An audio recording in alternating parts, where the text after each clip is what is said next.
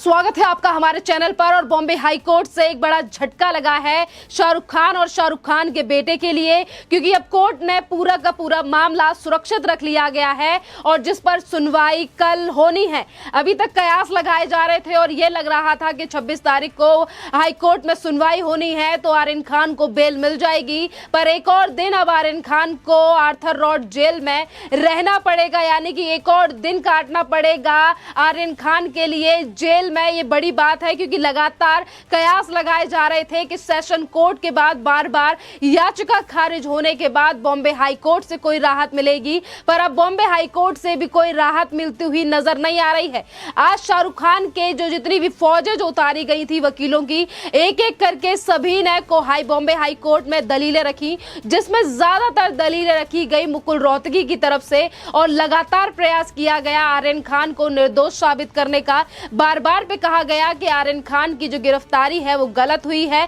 आर्यन खान के पास कोई ड्रग नहीं मिला है और आर्यन खान अपराधी नहीं है कानून की नजर में। अगर कोर्ट चाहती है तो आर्यन खान को सुधार गृह भेजा जा सकता है। इसी तरीके की दलीलें मुकुल रोहतगी की तरफ से बार बार पे रखी गई, पर अभी एनसीबी का पक्ष जो है वो कोर्ट की तरफ से नहीं सुना गया है। तो अब देखना अहम होगा कल के बॉम्बे हाई कोर्ट क्या फैसला देती है और आर्यन खान के लिए जेल मिलेगी या फिर बेल, ये कल ही कोर्ट डिसाइड करेगा। और जो दलीलें जिस तरीके से दी जा रही हैं उनको मद्देनजर रखते ही फैसला लिया जाएगा। एक तरफ जहां पर शाहरुख खान की पूरी जो लीगल टीम है, पूरी पीआर टीम है या फिर जो वकीलों की टीम है वो लगातार प्रयास कर रही है कि आर्यन खान को जेल से बाहर निकाल लिया जाए और आर्यन खान को निर्दोष साबित करके ये कहा जाए कि उनका कोई लिंक नहीं है उन 20 लोगों के साथ जिनकी गिरफ्तारी एनसीबी की तरफ से की गई है, या फिर उस लड़के से जिसका नाम अर्चित है जो कि एक ड्रग पैडलर है। इसको लेकर भी मुकुल रोहतगी की तरफ से कहा गया कि इन दोनों का कोई संबंध नहीं है,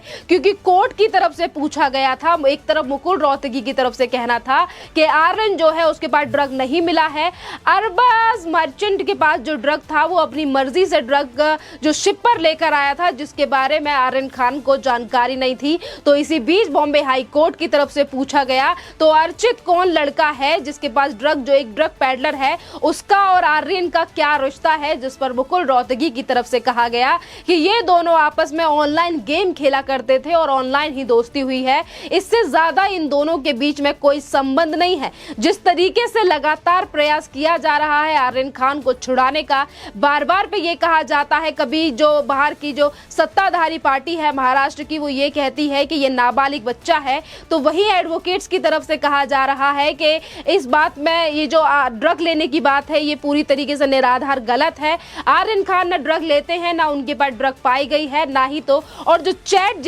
जिस चैट का एनसीबी जिक्र कर रही है वो चैट पुरानी है। तमाम जो बड़े बड़े वकीलों की टीम है वो लगातार प्रयास कर रही है कि शाहरुख के बेटे को निर्दोष साबित करके दिवाली से पहले बाहर निकाल लिया जाए। वहीं एनसीबी की तरफ से अभी हल्फनामा भी लगाया गया था बॉम्बे हाई कोर्ट में। ये भी बात है कि सिर्फ हल्फनामा एनसीबी की तरफ से लगाया गया है, बाकी की जो सुनवाई है, दलीलें हैं, वो अभी तक एनसीबी की तरफ से नहीं रखी गई हैं, क्योंकि टाइम काफी ज्यादा हो गया, जिसकी वजह से कोर्ट ने कल के लिए मामला सुरक्षित रख लिया गया है। और कल जब एनसीबी अपनी दलील रखेगी तो ये भी बात है कि कल फिर से एक बार एनसीबी की तरफ से कहा जा सकता है, बेल को लेकर अपोज किया जा सकता है। बेल के लिए एनसीबी फिर से कल बॉम्बे हाई कोर्ट में कह सकती है कि अभी इतनी जल्दी आर्यन खान के लिए बेल ना दी जाए। खैर अभी तक कोई फैसला आया नहीं है और बार बार पे जो उम्मीदें लगाई जा रही थी, शाहरुख खान के बेटे को उम्मीद थी और बड़े बड़े वकीलों के ऊपर जो पैसा लगाया जा रहा है,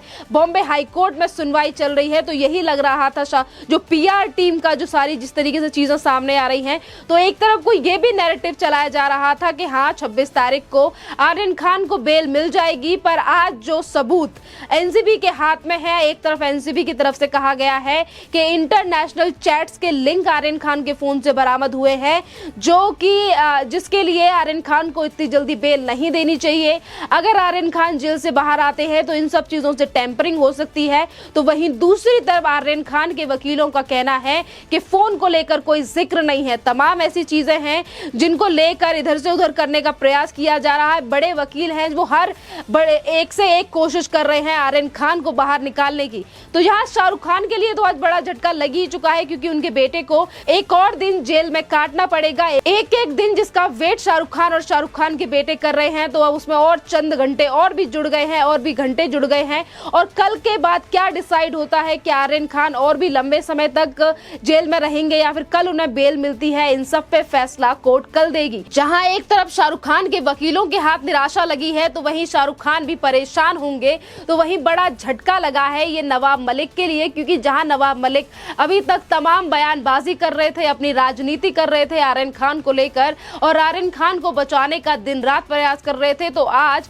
बॉम्बे हाई कोर्ट में जहां एक तरफ आर्यन खान को लेकर दलीलें दी गई, तो वहीं दूसरी तरफ साफ कर दिया गया हल्फनामा लगाकर के इस केस का नवाब मलिक से कोई लेना देना नहीं है। और प्रभाकर सेल जो कि केपी गोस्वामी का बॉडीगार्ड है, जो अचानक से 22 दिन बाद आकर केस को भटकाने का प्रयास कर रहा था, जिसकी तरफ से कहा गया था कि 25 करोड़ रुपए का ये मामला है आर्यन खान की गिरफ्तारी को लेकर लेन देन की बात, और जिस प्रभाकर सेल ने समीर वानखेड़े को इस सारे मामले में घसीटने का प्रयास किया, आज इन सारी बातों को खारिज कर दिया गया आर्यन के वकील की तरफ से। उन्होंने कहा कि ये जो प्रभाकर सेल है या नवाब मलिक है, इस पूरे के पूरे मामले से हमारा कोई लेना देना नहीं है। और रही बात पूजा, यानी कि जो मैनेजर है शाहरुख खान की, उसका भी कोई लेना देना नहीं है। और 25 करोड़ वाली बात ये निराधार है और इस पर कोई तथ्य बात करने की जरूरत नहीं है। जी हाँ, एक बड़ी खबर है कि एक जिस छोटे से मुद्दे को लेकर और प्रभाकर सेल को लेकर समीर वानखेड़े को फंसाने का प्रयास किया जा रहा था, बार बार पे एनसीबी को कटघरे में खड़ा करने का प्रयास किया जा रहा था, चाहे फिर वो नवाब मलिक हो या फिर दूसरी तरफ संजय राउत हो, जो बार बार पे ये कह रहे थे कि महाराष्ट्र की सरकार को गिराने का, महाराष्ट्र को बदनाम करने का सेंट्रल एजेंसी प्रयास कर रही है। और यही पैसे की लेन देन के चक्कर में, पैसे के चक्कर में ही बड़े सेलिब्रिटीज के ऊपर हाथ डाल रहे हैं समीर वानखेड़े। आज उन्हीं सारी चीजों को पूरी तरीके से निराधार बता दिया गया है शाहरुख खान के वकील की तरफ से, जिस आर्यन खान को लेकर पूरी की पूरी महाराष्ट्र की सरकार सड़कों पर आ गई थी। और जिस तरीके से एक के बाद एक बयानबाजी, दशहरे के मौके पर उद्धव ठाकरे, उसके बाद शरद पवार और शरद पवार की पार्टी से ही आने वाले नवाब मलिक जिस तरीके से परेशान दिखाई दे रहे थे और बार बार पे एनसीबी को घेरने का प्रयास कर रहे थे, अब पूरी तरीके से एक तरफ शाहरुख खान के हाथ निराशा लगी है बॉम्बे हाई कोर्ट के इस फैसले से कि कल सुनवाई होगी, तो दूसरी तरफ बड़ा झटका लगा है नवाब मलिक और पूरी महाराष्ट्र की सरकार के लिए, क्योंकि जो नैरेटिव गढ़ा जा रहा था सरकार की तरफ से और बार बार पे बॉलीवुड के जो सच्चाई निकलकर सामने आ रही है, उसे बार बार पे सरकार के ऊपर लाया जा रहा था, कहा जा रहा था कि हमारी सरकार को तोड़ने का प्रयास किया जा रहा है, महाराष्ट्र को बदनाम करने का प्रयास किया जा रहा है। महाराष्ट्र में हर व्यक्ति अपने आंगन में तुलसी उगाता है, पर इस तरीके से दिखाने का प्रयास किया जा रहा है कि यहाँ पर हर व्यक्ति अपने आंगन में गांजा उगा रहा है। और ये बयानबाजी की गई थी महाराष्ट्र के चीफ मिनिस्टर उद्धव ठाकरे की तरफ से। अब जो तमाम चीजें थी जो बार बार पे एनसीबी को रोकने का प्रयास किया जा रहा था, अब उन पे विराम लग चुका है। विराम तो लगा नहीं है, खैर वो तो एक तरफ एक वकील ने और आर्यन खान की तरफ से पक्ष को साफ कर दिया गया है कि उनका नवाब मलिक और प्रभाकर सेल जैसे लोगों से कोई लेना देना नहीं है। और रही बात महाराष्ट्र के नेताओं की राजनीति की, तो खबरें अब ये भी आ रही हैं कि नवाब मलिक जिस तरीके से लगातार एनसीबी के जोनल डायरेक्टर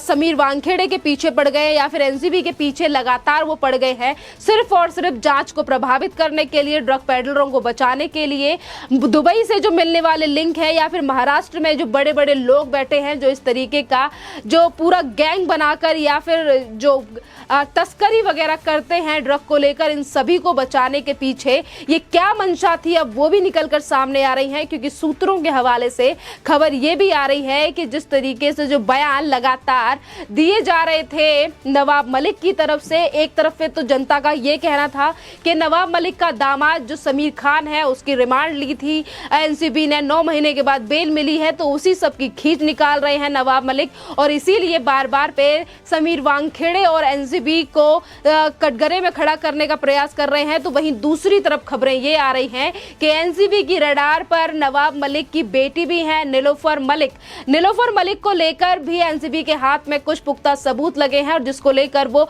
और भी ज्यादा जो बैकअप है वो खंगालने का प्रयास कर रही है, जो कि महाराष्ट्र सरकार के द्वारा या एजेंसियों के द्वारा प्रोवाइड नहीं किया गया था। उन एजेंसियों के द्वारा जो महाराष्ट्र के अंडर आती हैं, महाराष्ट्र गवर्नमेंट के अंडर आती हैं, पर एनसीबी जो है वो सेंट्रल एजेंसी है और उसके पास कई सारे इनपुट और कई सारी चीजें होती हैं चीजों में जाने के लिए, और यही एक बड़ा कारण है कि अब नवाब मलिक के दामाद के साथ साथ नवाब मलिक की बेटी नीलोफर मलिक के खिलाफ भी एनसीबी के पास अब पुख्ता सबूत हैं और उनको भी जल्दी समन करके रडार पे तो है ही और जल्दी समन किया जा सकता है। अपनी बेटी को, पेडलरों को और अपने दामाद पे लगे दागों को छुड़ाने के लिए ये खींच थी नवाब मलिक की, जो लगातार एनसीबी पे वो नाम लगाकर या फिर एनसीबी को कटघरे में खड़ा करने का प्रयास कर रहे थे। पर आज जनता भली भांति समझ रही है कि नवाब मलिक, जिनको कभी जनता से लेना देना नहीं है, आज वो अचानक बॉलीवुड के पक्ष में बोल रहे थे तो सिर्फ अपने भले के लिए बोल रहे थे, क्योंकि उन्हें पता है कि बॉलीवुड की आड़ में महाराष्ट्र में जो गोरख धंधे, ड्रग्सों को लेकर जो चीजें चल रही हैं, उनमें कहीं ना कहीं जिस तरीके से दामाद लिप्त है तो और भी लोग लिप्त है, जिन्हें बचाने का लगातार प्रयास नवाब मलिक और इसी तरीके के जो और भी नेता हैं वो बयानबाजी क्यों कर रहे थे। आज ये सारी चीजें जनता की समझ में आ रही हैं। आपका इस पूरे टॉपिक पे और जिस तरीके से नवाब मलिक की बेटी को लेकर अब रडार पर है एनसीबी के, क्या यही एक वजह है जिसकी वजह से नवाब मलिक इस तरीके से बयानबाजी और एनसीबी के ऊपर